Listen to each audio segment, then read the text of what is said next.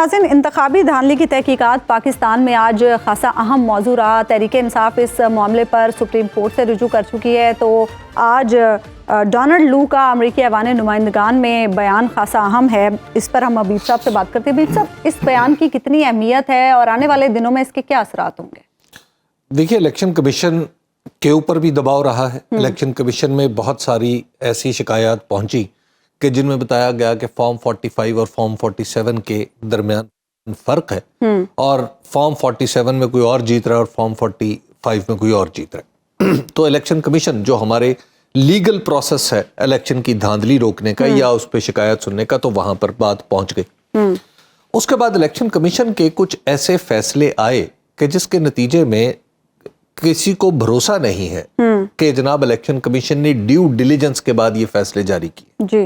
انہوں نے کافی سپیڈ سے فیصلے جاری کیے اور انہوں نے تقریباً اپنے ہی بنائے ہوئے فارم 47 کو چیک کرنے سے، حتیٰ کہ دوبارہ پڑھنے سے بھی انکار کر دیا پریکٹیکلی، اور انہوں نے وہ سارے فارم 47 کی بنیاد پہ نوٹیفیکیشن جاری کر دیا۔ حالانکہ جیسے ہی 8، 9، 10 فروری کو الیکشن ہوا تو اس کے بعد فوری طور پہ لوگ الیکشن کمیشن کو پہنچے تھے۔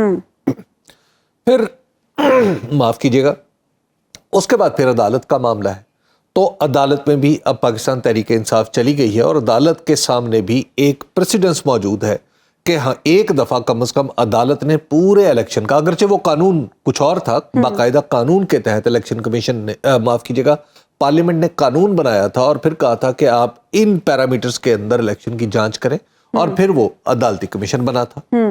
تو سپریم کورٹ کے سامنے یہ چیزیں تو موجود ہیں کہ پاکستان کے اندر الیکٹورل جو مسائل ہیں ان کا حل لیگل پیرامیٹرز کے اندر ہو سکتا ہے۔ تو یہ تو ہے پاکستان کی صورتحال۔ جب پاکستان کے اندر الیکشن کی یہ صورتحال ہے تو آپ کیا سمجھتی ہیں کہ دنیا اس کو نہیں دیکھ رہی؟ دیکھیے، دنیا میں تو پہلے سے سوالات اٹھا رہی تھی۔ دنیا میں 7 ایٹمی ملک ہیں، ہم جن میں سے 7ویں ملک ہیں۔ اب ایک ایٹمی ملک کی اور دنیا کی آبادی کے اعتبار سے 5ویں بڑے ملک میں اگر الیکشن کے اوپر سوال اٹھے گا تو کیا آپ کے خیال میں دنیا کا آرڈر اس کو ایسی جانے دے گا؟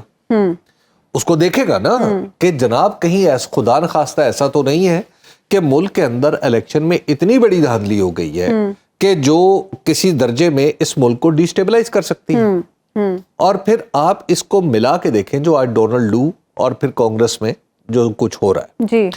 اب آپ دیکھیے کہ اس میں بنیادی سوالات کیا اٹھ رہے ہیں۔ بنیادی سوالات یہ اٹھ رہے ہیں پاکستان کے بارے میں، پاکستان کے الیکشن، پاکستان کی معیشت اور پاکستان کے اندر دہشت گردی۔ یہ 3 سوال اکٹھے ایک ہی کمیٹی میں اٹھ رہے ہیں اور ایک ہی سانس میں پوچھے جا رہے ہیں اور ایک ہی سانس میں جواب آ رہے ہیں۔ اور یہی 3 اس وقت پاکستان کے بڑے مسئلے ہیں۔ یہی 3 سوال پاکستان کے بنیادی سوالات ہیں۔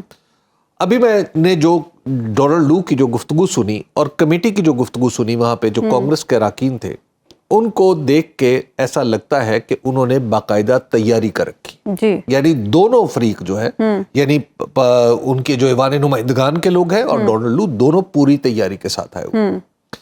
اب وہاں پر ایک بات تو طے ہے کہ ایک طرف سے کہا جا رہا ہے کہ الیکشن کمیشن میں ہم آپ سے پوچھنا چاہتے ہیں کہ معاف کیجیے گا کہ الیکشن میں دھاندلی ہوئی، کوئی تحفظات آپ کے ہیں، تو آگے سے جواب کیا آتا ہے؟ ہاں ہے۔ ایڈمنسٹریشن بھی ایک ہی بات کر رہی ہے اور ان کا قانون ساز ادارہ بھی وہی بات کر رہا ہے۔ تو گویا پوچھنے والے اور جواب دینے والے اس حد تک تو متفق ہیں کہ جناب اس حد تک تو متفق ہے کہ ہاں کچھ پرابلم تو ہے۔ اچھا، اب اس پرابلم کا کوانٹم کتنا ہے؟ وہ کتنا ہے؟ وہ 10 سیٹوں پہ ہے، وہ 70 سیٹوں پہ ہے، وہ 500 سیٹوں پہ؟ یہ مسئلہ ان کا نہیں۔ لیکن انہوں نے جو 3 بنیادی اعتراضات الیکشن کے اوپر اٹھائے ہیں اور جن کا جواب بھی آگے سے پازیٹیو آ رہا ہے، وہ کیا ہے کہ کیا الیکشن کے دن ہائی کورٹ کے حکم کے باوجود انٹرنیٹ بند، موبائل انٹرنیٹ بند تھا؟ ٹھیک ہے، یہ اس وقت دنیا نے اس کا نوٹس لیا، ٹھیک ہے۔ اور ہم نے اپنے لوگوں سے جب پوچھا تو آگے سے جناب الیکشن، آپ کو یاد ہے چیف الیکشن کمشنر نے کیا کہا تھا؟ جب چیف الیکشن کمشنر نے بالکل آربیٹریریلی ایک بات کی کہ جناب ایسا ہو جائے تو پھر کیا ہو، یعنی آپ ایک مفروضے پہ پوری پاکستان کو محروم کر دیں اس کے ایک بنیادی حق سے، تو آپ پھر تو بات چل گئی نا۔ حالانکہ انہوں نے پہلے یہ کہا تھا کہ ہمارا سسٹم تو انٹرنیٹ کے بغیر بھی کام کرے گا، جو الیکشن مینجمنٹ سسٹم تھا۔ اچھا، اس کے بعد آ جائیں، دوسرا اعتراض کیا تھا؟ دوسرا تھا کہ کیا الیکشن کے ریزلٹس، الیکشن کی پولنگ اور ریزلٹس میں جو تاخیر ہوئی، کیا یہ شکوک و شبہات کی وجہ ہے؟ اگر آپ غیر جانبدار اور بے لاگ تجزیوں اور تبصروں میں دلچسپی رکھتے ہیں تو ابھی سنو نیوز کا یوٹیوب چینل سبسکرائب کریں اور بیل آئیکن پر کلک کریں۔